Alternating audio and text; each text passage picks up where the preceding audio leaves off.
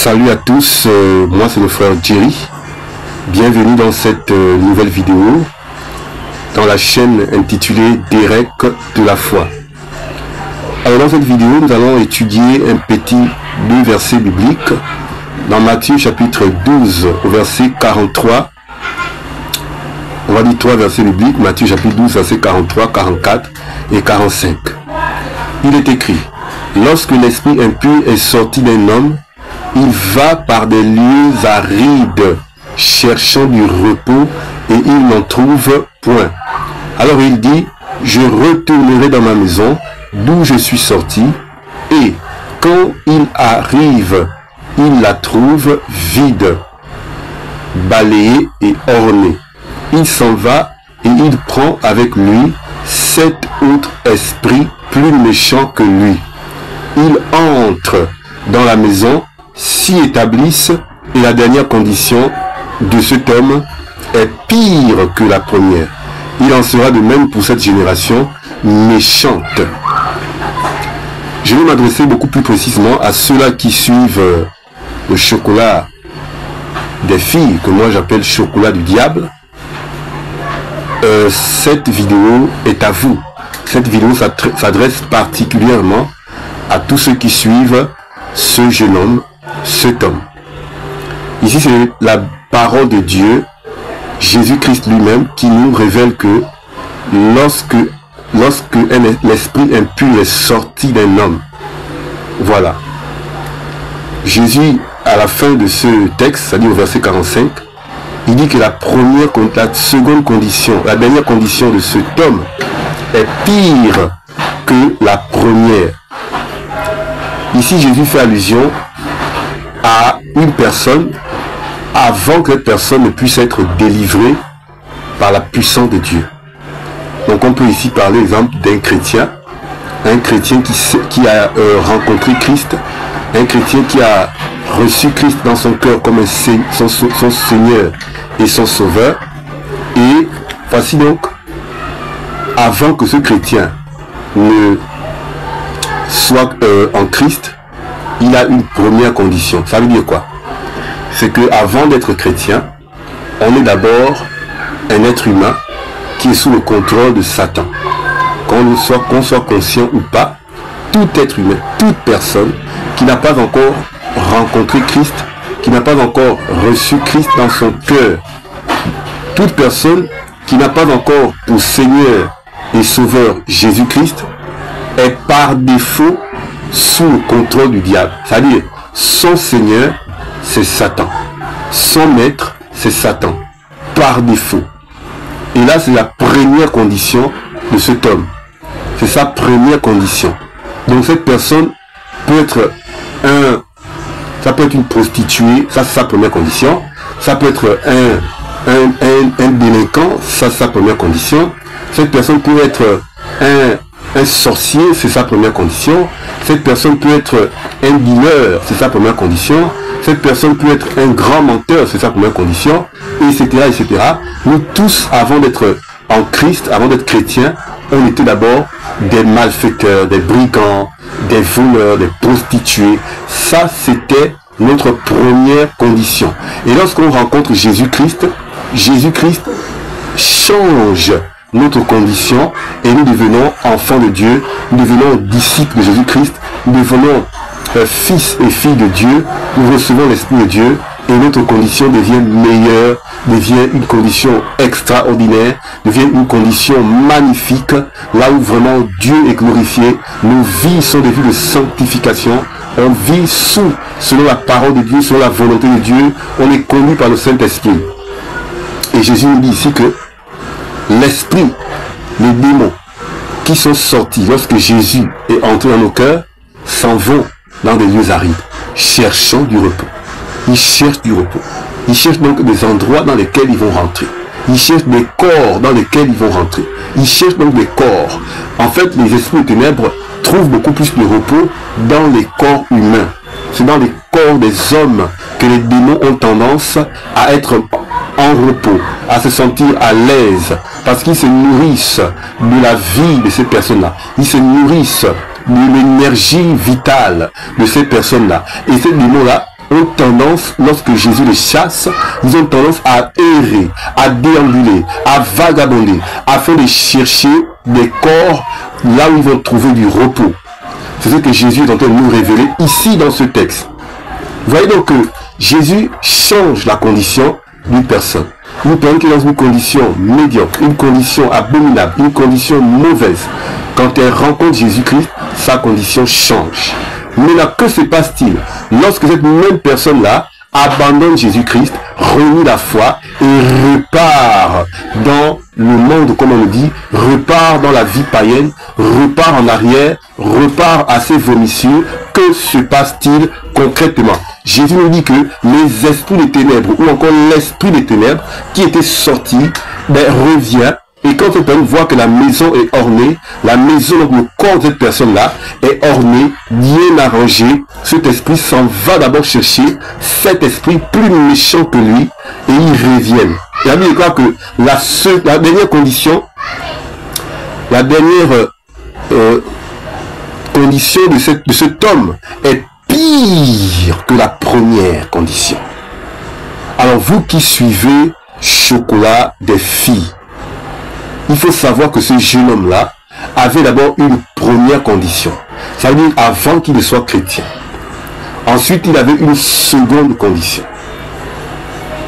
Ça, c'est quand il a rencontré Jésus-Christ.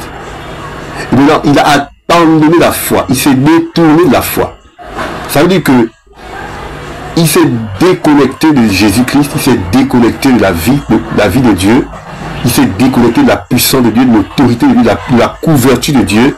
Et il s'est exposé à ce que les esprits des ténèbres qui étaient en lui, auparavant, avant qu'il soit chrétien, puissent revenir. Et quand ces esprits ont remarqué, le jour où il a pris la décision de retourner en arrière, ces esprits sont allés chercher chacun 7 esprits plus méchants. Ça veut dire que si avant qu'il ne soit chrétien, il avait exemple 7 esprits, quand ces 7 esprits ont constaté qu'il avait abandonné la foi, ils sont allés chacun chercher 7 esprits. Ça fait combien? 7 fois 7, ça fait 49. Donc il se retrouve ici avec 40. Ça c'est un exemple que je prends. 49 esprits.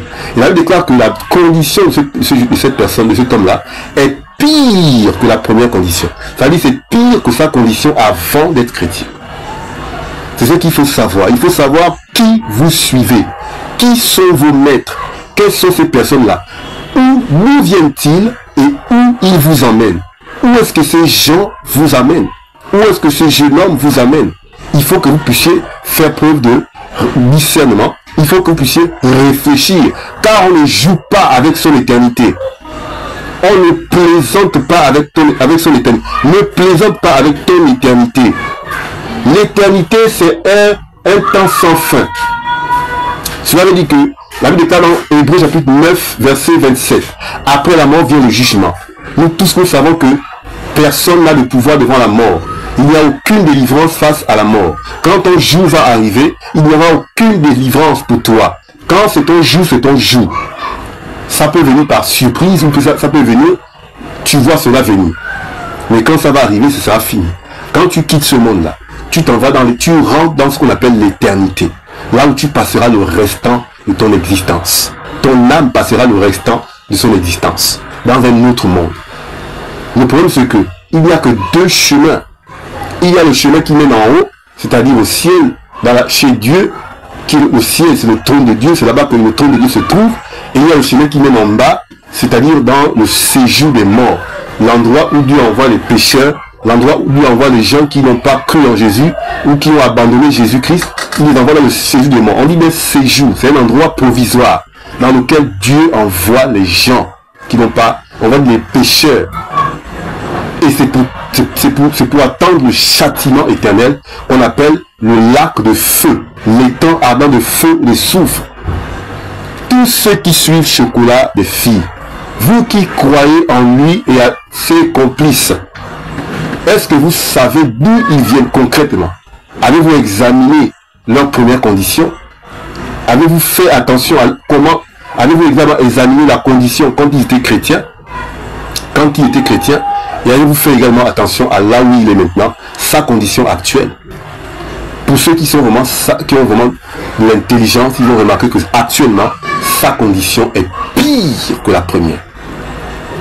J'ai des vidéos là où il prêchait la parole, il parlait de Jésus-Christ.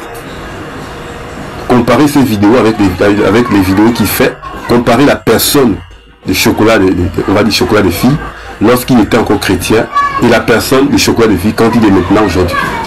Vous allez voir que c'est différent. En termes de comportement, en termes de sagesse, c'est différent. Il est pire que sa condition avant d'être chrétien.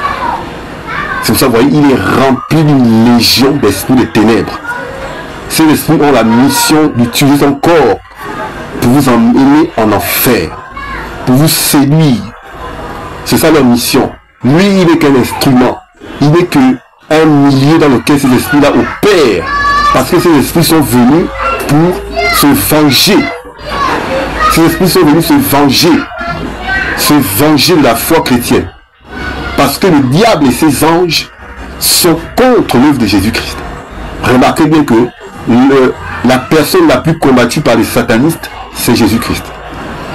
Remarquez cela.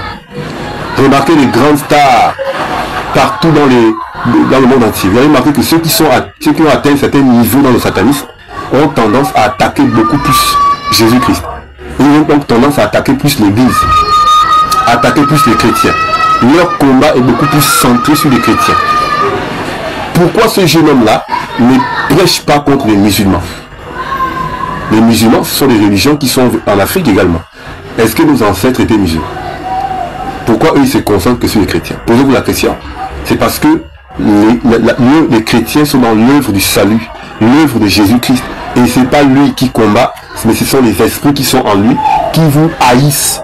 Leur objectif, c'est de vous distraire, de vous égarer, de vous maintenir dans les ténèbres, afin que le jour où vous allez mourir, ils vous récupèrent pour vous emmener dans le cercle de mort, pour attendre votre châtiment dans un feu qui ne s'éteint point. Alors vous voulez savoir qui sont les personnes que vous suivez. Prenez la peine de réfléchir. Ne soyez pas comme des enfants. Vous acceptez tout, vous dites oui à tout, vous applaudissez tout, même les injures. Quelqu'un est en train d'utiliser des termes abominables. Il est en train d'utiliser des choses tellement abominables que même nos ancêtres n'acceptaient pas. Des injures, des paroles grossières, des choses que je ne peux même pas citer. Même des papas et des mamans qui suivent ce jeune homme-là disent oui. Ils acceptent. Ils ne se rendent même pas compte qu'ils sont en train de participer au péché des démons qui sont en train d'agir à travers lui. Car ce jeune homme-là, il n'est qu'un milieu. Parce qu'il a décidé d'abandonner la foi. Les esprits qui étaient en lui sont revenus plus nombreux et plus méchants. Il devient plus méchant qu'avant. Plus méchant. Voici la réalité autour de ce jeune homme-là. La Bible nous révèle que sa condition actuelle est pire que sa condition avant même d'être chrétien. Jésus avait déjà changé sa condition. Mais ce jeune homme-là a détourné son cœur de Jésus-Christ. Vous voyez? Donc ce jeune homme s'est détourné de la foi. Il a abandonné la foi. Et sa condition est pire que la première.